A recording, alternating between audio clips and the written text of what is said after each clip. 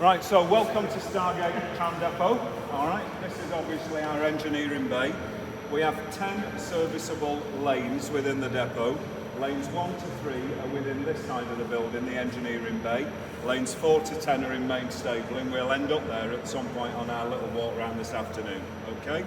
So you'll notice that lane 1, closest to the sea, and lane 2 have got open inspection pits, all right? Our staff, unless they have a supervisory grade or are engineers, don't go wandering over there. So you guys, you wander where you like, please don't go wandering over there, all right? We don't have any slips, trips or falls, all right? This is where our LRTs get their regular service and any maintenance. When we have heritage trams stabled in here, if the engineers have to set the brakes in order for them to go out in service, they would also be taken onto those pits and the brakes would be set above there. You'll notice above is a gantry. That's where our engineers can do work with the pantograph, and they can also check the batteries which sit on the top of an LRT tram. Now don't ask me how many batteries there are on the roof of an LRT tram, but there are several. The purpose of the batteries is that if overhead line power fails or there's an issue with the pantograph, the batteries will keep the tram alive in order for passengers to get off safely so they're not stumbling around in the dark. So any work on the gantry is work with the batteries or the heating and cooling system or the pantograph. So when the drivers conduct their first use walk around check in the morning, one of the things they're looking at, if the tram's fitted with a pantograph, so that's all the LRTs and the majority of the heritage trams, is if there are any grooves in the pantograph skate. Why do we think it's important that the driver checks to see if there are any grooves in the skate?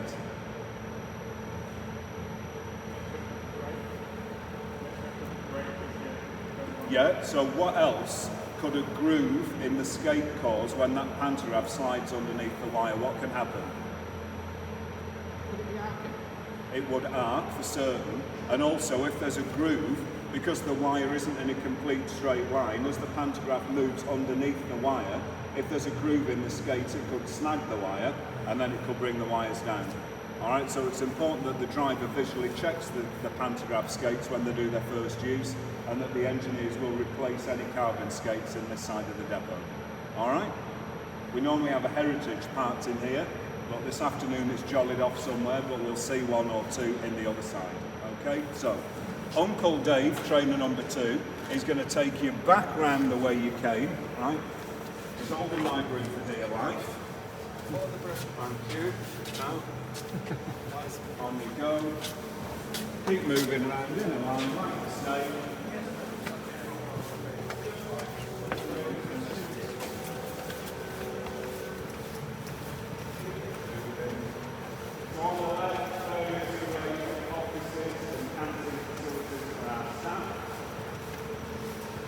Before we go on the tram trip, we'll show you where the toilets are in case anyone needs a telephone. We're going to keep moving down. And Dave trainer number 2 is going to line you up somewhere opposite the LRT.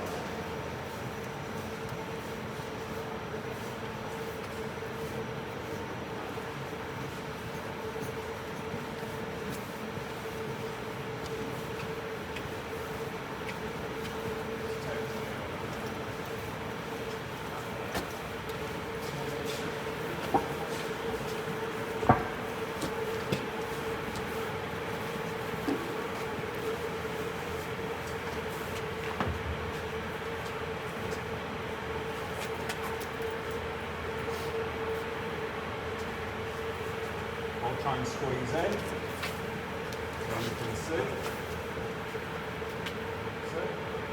Mr. Solomon, there, really interested in this, aren't you, Dave? Yeah, come in every minute. Right, so an LRT tram has 3 wheel sets or 3 bogies. The heritage trams that we operate here have got 2 wheel sets or 2 bogies. The difference between the LRT and the heritage is a lot more goes on underneath these vehicles, and we never get to see the bogies with the naked eye. So here you are, right? The excitement of the afternoon, a motor bogie. So the front and back of the LRTs are called the motor bogies, and they carry the motor, which is the big lump in the middle, all right? The tram also has 3 sets of operable brakes. Electrodynamic, which comes from the power of the motor. Electrohydraulic, which is a bit like your disc brakes in a car, where it nips onto the wheel and holds it. And your electromagnetic track brake. So the electromagnetic track brake can be used by the driver in the event that the track is slippery or icy.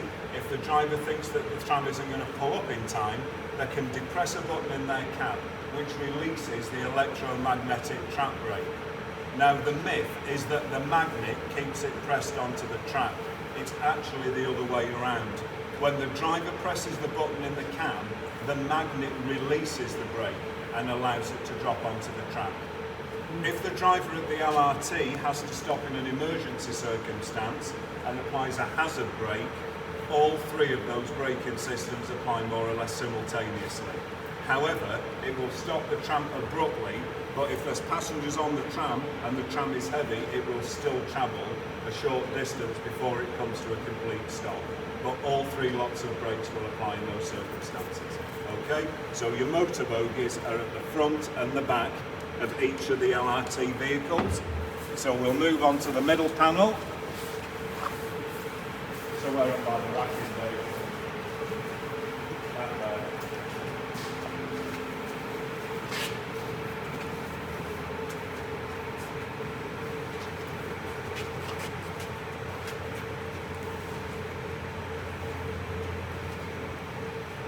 Good, all good. So, as if by magic, there is your electromagnetic track brake. Now, because this tram's in for service and the tram's turned off, the brake is actually in contact with the track. Alright? You'll see that, as we've said, there are no motors on this wheel set. It's called the trailer bogie. Okay? So the only operable brakes on this wheel set are your electrohydraulic and your magnetic track brake. There's no dynamic braking on this wheel set because there is no motor. Okay? Happy with that? Everybody happy? I'm happy. Are you happy? You happy, Richard? Yeah? You happy, trainer Dave number 2? Yeah? Right, everybody's ecstatic, that's good. Right, so I've now got filthy trousers and even dirtier hands. So we're going to go into the engineering bay. Now, none of us here this afternoon are engineers. Okay, we're drivers or trainers. Come on, don't be shy, come on. Right. We are drivers or trainers, we are not engineers. Okay, what I can tell you is, this is obviously an LRT bogie, yeah, that's in for service. You'll see that the wheels are being retired. So most of you will be aware that a tram actually does have tyres. They are metal tyres. How would we know if we were travelling on a tram if the tyres were flat? Rough ride? Bounce? Rough ride, yeah? What do you think happens? You'd be hearing this kind of like Clunk, sound. clunk, clunk, Yeah. that's right. So as the tram's going along, it will be bump, bump, bump, bump, bump, bump, bump. Yeah. What do we think can cause a tram's tyres to wear to the point that the wheel sounds like it's flat? What do we think? Points and crossovers. Could be. What's the most common cause, particularly on the older style trams? What do we think will cause those tyres to wear quite quickly? Not slippage, it's excessive or harsh braking. So on the older trams, if the driver has to perform an emergency stop and whack everything on, quite quickly afterwards, until it wears itself out, you will hear bump, bump, bump, bump, bump, bump, bump, and it's got a flat tyre, all right? So we can see that the bogie itself with the motor is quite a substantial and heavy piece of kit. So we have a crane above here, not like the one in Belfast called Goliath. This is more like David because he's little, yeah. This would actually lift the equipment over into where the engineers need to work with it. You'll see there's also different spare parts. There's doors and tyres and screens and everything in this side. Okay? Still happy, everybody? Yeah. Not very convincing. Are we still happy? Yes.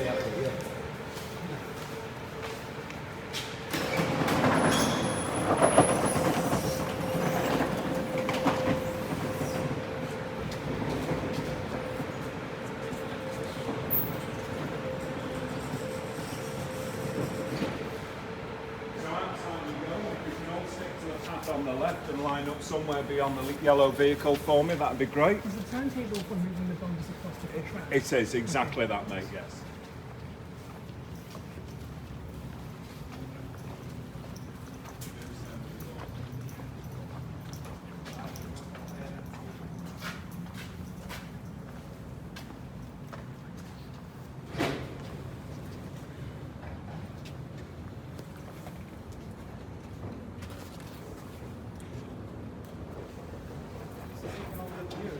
It is.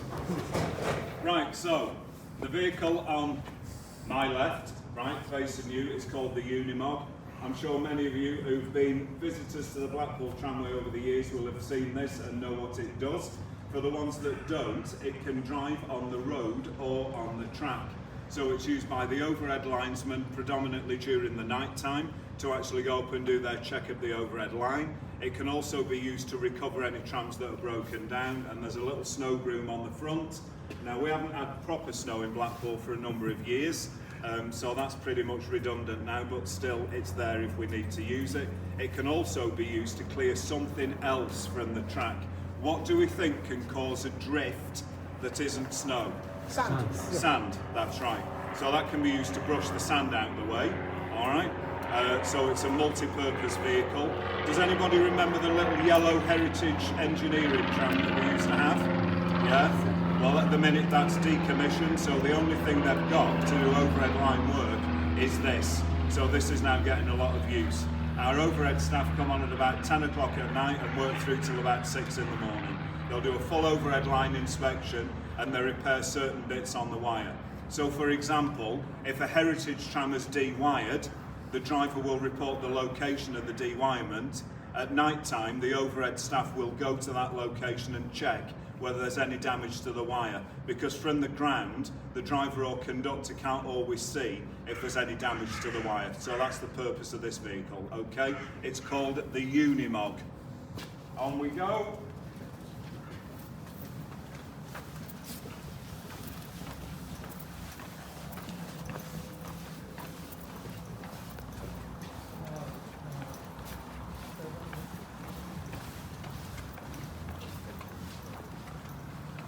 Okay, on we go.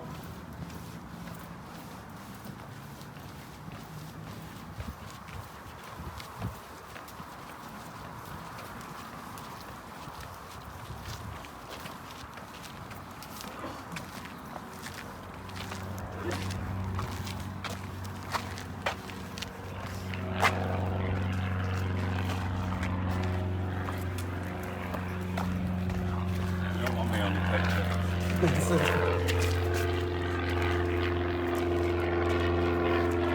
So you should all be aware, as tram enthusiasts, that every type of tram will carry sand. The sand is obviously there to enable grip if the driver thinks that the tram is going to slide. An LRT tram will automatically apply sand if required. The driver can also apply additional sand if he or she thinks it's required. But the LRT has built-in slip-slide protection, which means if the tram detects a bit of wobble due to a slippery track, it will automatically drop the sand. When the drivers are finished with their trams at night and they drive them round the loop to bring them into the depot, invariably they will park them up and line them up with these pumps. Obviously the pumps are not for petrol because we have no engine, so the pumps are for the sand, all right? So it's not like the sand you would find on the beach. So we don't send Mr. Solomon down there with a bucket and spade, all right? It's more like a builder's sand, it's a coarse grit, all right? So that's the sand that's in the trams. The heritage trams don't fill up here. Their sand hoppers are normally under the seats in the saloon and it has to be manually put in. But it's part of the driver's checks on a heritage tram to make sure that there is sand in those hoppers. On the LRT, it would electronically tell the driver on his screen if the sand level was low. All the sand is stored in the big hopper there on the left. Mr. Spencer has learnt his lesson from this morning. He is not standing against the hopper because we used him, being very short, to indicate how tall the hopper was. So he's learnt his lesson. All right? Right, so turn about and on we go.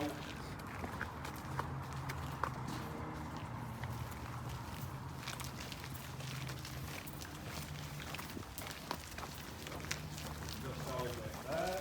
That's it. So tram wash, obviously. When the driver drives the tram round from the Sanders, they can stop here on this antenna. And for those of you that have done the simulator, you'll be aware of the little shower head symbol that would engage wash drive. When they click in that button, it will limit the speed of the tram to 3 to 4 kph as it moves through the wash. All right? There are 2 settings for LRT. One is side wash, and it does what it says on the tin. It gives it a quick swill down each side of the tram while the tram keeps moving. Every LRT driver's nightmare is when it's set on full wash, because they'll start to advance and get to the traffic light through the wash and it tells them to stop. At that point they give a big sigh because they realise that all of the tram is going to be washed and it takes about 8 minutes, and they're trapped on a tram covered in suds. Alright? So we have side wash and full wash. Interestingly, and what some people don't realise, is the fact that if you come a bit closer and have a look in my magic panel, as well as being able to wash the Bombardier Flexity, there are also settings that we could, if we wanted to, wash a flat-fronted balloon, a round-fronted balloon, or a single deck, or even a Coronation tram. 660 is mentioned on there separately. We don't put the heritage trams through the wash, alright, because we wouldn't want them to leak like a sieve, so they still get the bucket and brush treatment and they're washed by hand. But if we wanted to, we can set the wash and it will apply its program based on the tram that's passing through. So we can have LRT, flat front balloon, a single deck, a round front balloon, or a Coronation, all have settings. Somebody asked me this morning, and I hope it was in jest, do we wash an open boat? And the answer was no, because the driver would get very wet. All right? So we'll just be careful when we cross the road. And we go round this way.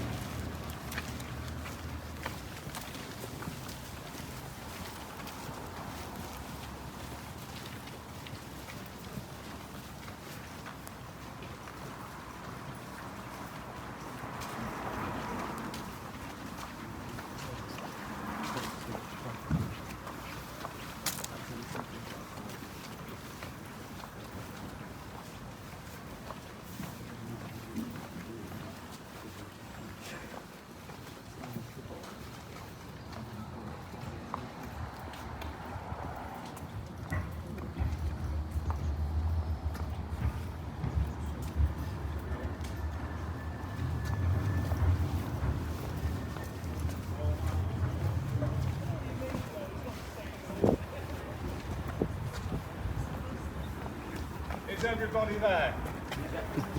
Is anybody missing? No, looking. Right. So, we mentioned when we started the tour in engineering that we had 10 stabling lanes. So 1 to 3 we've established are in engineering. Our main stabling is in lanes 4 to 10, which is where we're standing. 10 being the lane where Richard's standing and where you all are. 4 being the lane where the balloon tram is there. So these are our main stabling lanes. Each lane will house 2 LRT vehicles, or 1 LRT and 3 heritage. So on lane 5, I think it is at the minute, or 6, we generally have 2 balloons at Bolton 66. They take up the space of only 1 LRT. So either 2 LRTs on each lane, or 1 LRT and 3 heritage. Okay? So if we come along this way, if these doors are ever open, we never walk through the doors, we always use the pedestrian walkway to enter station.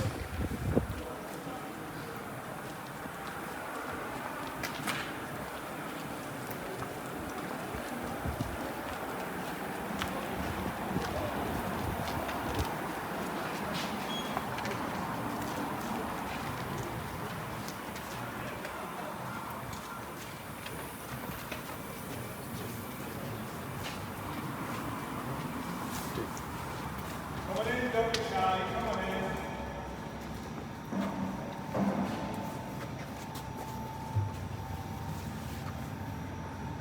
Is everybody in? Yep. So if you cast your eyes to this board, which is to my left, underneath the clock, yeah? Some of you may have been familiar with the old depot at Rigby Road and remember there was a much larger version of that board. That is the tram locator board. So the numbers at the top, numbers 1 to 10, are obviously the stabling lanes. And the little tags underneath each number indicate where a tram is parked, or at least where it was parked this morning before it entered service. On the right-hand side, you've got a series of letters, H, A, B, C, D, E, F, G, I. I've just passed my eye test, all right? They are the different routes that the tram will operate. Now, when we talk about routes, we don't mean a service route, because now, from tomorrow, we will have T1, T2 and T3, but those letters don't match. The letter is the running board for each particular tram, which lets the driver know which times he or she departs from point A and B. So every tram that runs in service will carry its own independent card with that letter on it, and that gives the driver his or her route card for that particular trip. That card stays with the tram for the whole day, so if the tram goes out on Route H in the morning, tram 11 is on Route H all day until it finds its way back to depot. Alright? So that's the tram allocation board. The panel to the left of that is obvious, it's to open and close the stabling doors. So there's not much to say about that, so we might as well move on. So, lanes 4 to 10, A, 4A, closes the doors, 4B is at the back. The three areas of the tram are on line B. Alright, so this is your opportunity to have a little look at those trams. You can get on them, you can take the photograph, but please do not touch any of the controls.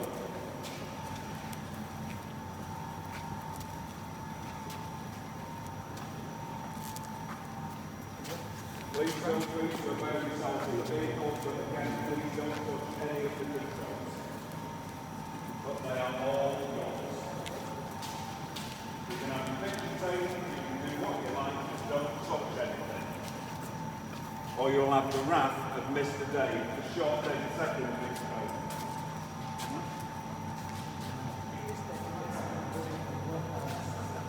You love it.